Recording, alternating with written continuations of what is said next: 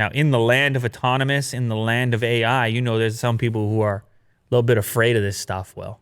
There's some people think this is going to go well beyond human capabilities and just be out of control because of the level of intelligence and the self-learning capabilities and the potential for something eventually that's sentient and gets to decide, even with a set of instructions, gets to decide how best to implement those instructions. That freaks people out. Well, anyway, here we have a story suggesting that computer scientists wouldn't be able to control super intelligent machines. Theoretical calculations showed it would be fundamentally impossible. In other words, they're saying once the cat's out of the bag, the cat's out of the bag. In other words, they're saying once this thing happens, once we pass this particular threshold, hands off. Right. So now this is some complex stuff as far as understanding is concerned. Computer scientists and philosophers have asked themselves whether we would be able to control a super intelligent AI at all in order to ensure that it would not pose a threat to humanity. So a team of computer scientists used theoretical calculations, and they discovered that it would be fundamentally impossible to control such a thing. Here's the quote. A super intelligent machine that controls the world sounds like science fiction, but there are already machines that perform certain important tasks independently without programmers, fully understanding how they learned it. The question therefore arises whether this could at some point become uncontrollable and dangerous for humanity. This is the co-author of this particular study. So scientists explored a couple of different ideas on how you might control something that's super intelligent like this. One of the ways they determined was just to shut it off from the internet completely, to stop it from communicating. But that kind of defeats the purpose of the intelligence in the first place. And obviously, as you know, once we get to that point, there's no way it's going to let you. Yeah. It's about survival for them. And I mean, it'll be over. In their study, the team conceived a theoretical containment algorithm that ensures a super intelligent AI cannot harm people under any circumstances. By simulating the behavior of the AI first and halting it if considered harmful, but careful analysis shows that in our current paradigm of computing, such an algorithm cannot be built. It's like some sort of paradoxical situation. That's like, the laws in iRobot, right? Probably. Where you would prevent someone from hurting others, but then, I don't know. Well, it's like themselves or something, and then the robot's gonna stop you, like they're on, and then humankind is just gonna. Are you saying that this study is basically iRobot and it's already been done? Yeah, they made a movie out of it. If you break the problem down to basic rules from theoretical computer science, it turns out that an algorithm that would command an AI not to destroy the world could inadvertently halt its own operations. If this happened, you would not know whether the containment algorithm is still analyzing the threat or whether it has stopped to contain the harmful AI. In effect, this makes the containment algorithm unusable.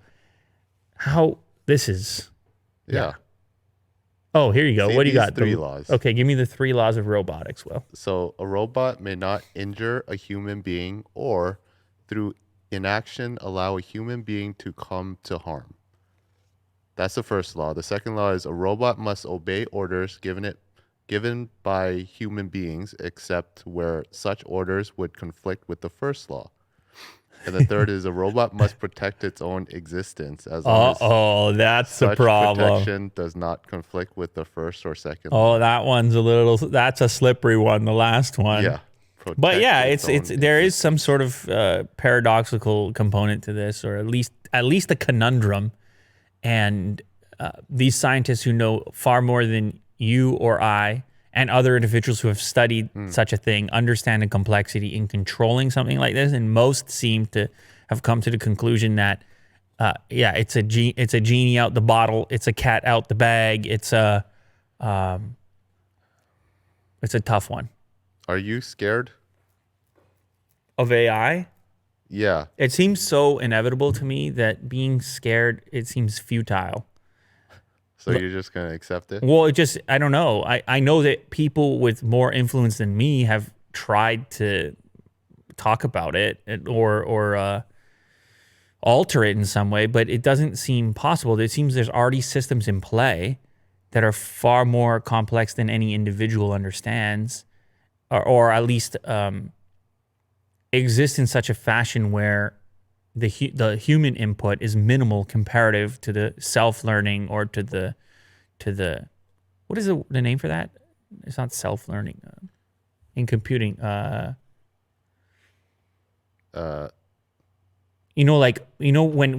the League of Legends robot or AI plays itself over and over and over and over again. Machine learning? Machine learning. There you go. Self. Yeah, because the machine is not a self, not yet. I mean, maybe if you ask the machine, I don't know. Depends which machine you're asking. Yeah, I guess so. Yeah, but once you're into that realm, the realm of machine learning, who can extract the information having been learned and interpret it with the same degree of sophistication as the AI which learned it? Yeah. Imagine it's like a boxing fight, like you and a robot.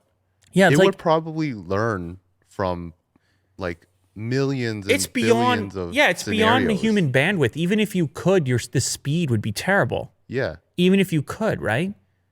Because that's the thing. It's a combination of the learning and the sophistication and the speed. That's why the League of Legends bot, I don't remember if it was League of Legends or what the game was, but whatever that bot was, it was like, oh yeah, that thing is superior. I don't even want to bother playing. Yeah, it was from the DeepMind thing. Everybody just realized quickly, oh yeah, what are we doing here? Yeah. It is futile at that point. I agree.